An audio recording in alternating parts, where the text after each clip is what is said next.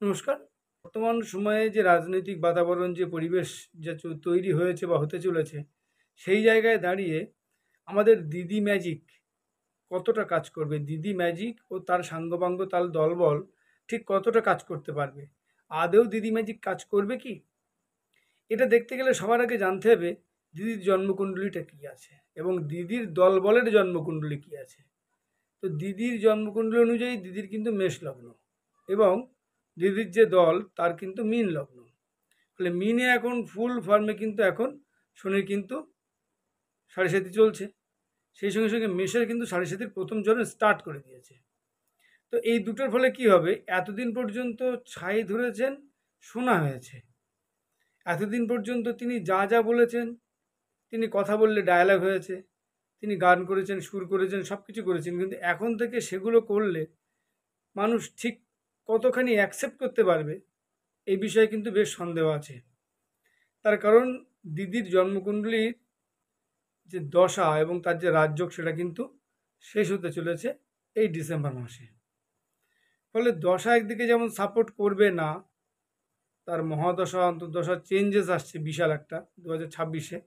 সেই সঙ্গে সঙ্গে তার আগে থেকেই তার জন্মকুণ্ডলীর প্ল্যানেটারি পজিশনের একটা প্লেসমেন্ট, বেস্ট প্লেসমেন্ট সেটা কিন্তু ডিসেম্বরে শেষ হয়ে যাবে।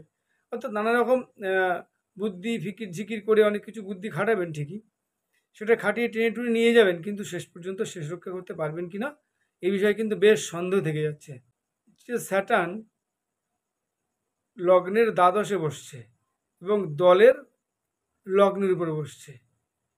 প্রিভিয়াস কিছু কর্ম, আগের কর্ম, 10 বছর আগে, 12 বছর আগে, 15 বছর আগে কিছু কর্ম, সেগুলোর মধ্যে থেকে নানা ইস্যু তৈরি হবে, নানা প্রবলেম তৈরি হবে এবং সেইগুলোই কিন্তু মাথা চাড়া দিয়ে শনি আসে কি করতে না, কর্মফল প্রদান করতে। শনি কিন্তু এখন এসে কিন্তু কর্মফলটা প্রদান করবে, সে যে কোনো মাধ্যম দিয়ে হোক, সে বিরোধী দলের মাধ্যমে হোক, সে কেন্দ্রীয় সরকারের মাধ্যমে হোক, যে কোনোভাবে এসে একটা কর্মফল প্রদান করবে। এবং তার দলের যে কর্মকাণ্ড সেখানে কিন্তু প্রচুর ভুলভাল ডিসিশন হয়েছে, প্রচুর ভুলভাল স্টেপস হয়েছে এবং যখনই কোনো ব্যক্তির সাড়ে সাতি বা ধায়া শুরু হয় তখন তার মধ্যে একটা অ্যাগ্রেসিভনেস তৈরি হয়। কোনোভাবে বিরোধী পক্ষ বা অপোনেন্টের মুখ বন্ধ রাখা, কণ্ঠ রোধ করে রাখার একটা টেন্ডেন্সি, একটা চিন্তাভাবনা তৈরি হয়। যত এইগুলো তৈরি হতে থাকবে তত কিন্তু বেশি বেশি করে বিরোধী শক্তি আরও বেশি শক্তিশালী হবে, আর স্ট্রং হবে। ঠিক আছে? তো এই বিষয়গুলো কিন্তু খুব ভাইটাল।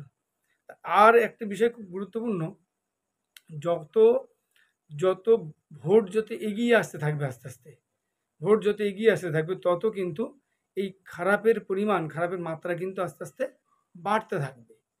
দেখা যাবে একেবারে ইলেকশন প্রাক মুহূর্তে গিয়ে তখন কিন্তু সিচুয়েশন পুরো দিদির কিন্তু আউট অফ কন্ট্রোল, কোনো কিছু আর নিয়ন্ত্রণে থাকবে না। এবং আগের ভিডিওতে আমি বলেছি কোনোভাবে কিন্তু সেন্ট্রাল ফোর্স ডিপ্লয় হয়ে যেতে পারে। ওয়েস্ট বেঙ্গলে কোনো রকম অশান্তির পরিবেশ, অশান্তির বাতাবরণ কিন্তু একটা তৈরি হবে। এই বক্রি শনি থাকতে থাকতেই কিন্তু একটা অশান্তির পরিবেশ তৈরি হবে দুর্গাপুজো কালী পুজোর মুখোমুখি একটা সময়ে।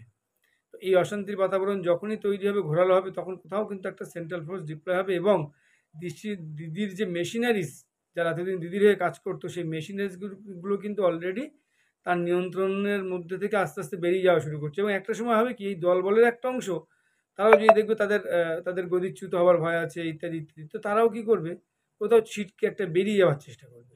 একটা পার্ট কিন্তু বেরিয়ে যাওয়ার চেষ্টা করবে, একটা পার্ট থাকবে। এবং দিদি যে রাহুর প্লেসমেন্ট, যেটা এতদিন তাকে ভালো ফল দিয়ে এসেছে, সেই রাহুর প্লেসমেন্ট কিন্তু দিদির ক্ষেত্রে খুব একটা ভালো ফল দেবে না। যদিও ট্রানজিটে তার হয়তো রাহু কিছুটা ভালো ফল দিচ্ছে, রাহু ভালো ফল দিয়ে তার কিন্তু সুবিধা করতে পারবে না। রাহু ভালো ফল দেবে বলতে গেলে এখানে সংখ্যালঘু একটা যে পারফরমেন্স যেটা বলি আমরা, সেইটা কিন্তু ভালো ফল দেওয়ার চেষ্টা করবে। কিন্তু সেই ভালো ফলে কিন্তু বাকি প্ল্যানেট তাদের যে প্লেসমেন্ট, তাদের যে বলাবল হয়ে আছে, সেই বলাবলের উপর ভিত্তি করলে এটা পরিষ্কার বোঝা যাচ্ছে সুবিধা করতে পারবে না। অর্থাৎ এতদিন পর্যন্ত দিদি ছাই ধরে যে শোনা হয়েছে, যা কিছু বলেছে ডায়ালগ হয়ে গেছে, যেটা সুর করে বলেছে সেটা কবিতা হয়েছে, যেটা এঁকেছে সেটা ছবি হয়ে গেছে, সেগুলো হয়েছে। এখন উনি যেটাই করবেন সেটার মধ্যে কিন্তু একটা বিরোধীরা কিন্তু খুঁত, ইস্যু, দোষ, গুণ খুঁজে বার করবে এবং সাধারণ পাবলিক, খুব কমন থেকে কমন পাবলিক, নর্মাল পাবলিক, তারাও কিন্তু সেগুলোকে নিয়ে খিল্লি করবে, হাস্য কৌতুক করবে, তারা নানাভাবেই কিন্তু হ্যাম্পার করবেই। এবং যত দিন যেতে থাকবে, ফলে কোথাও যে এতদিন পর্যন্ত আমরা বলতাম কি, যে ভোট আসলে দিদি ম্যাজিক কাজ করেছে, কোনো একটা ম্যাজিক্যালি কিছু হয়ে গেছে, বারে বারে সেটা হয়েছে। এবারে কিন্তু গল্পটা আলাদা হবে।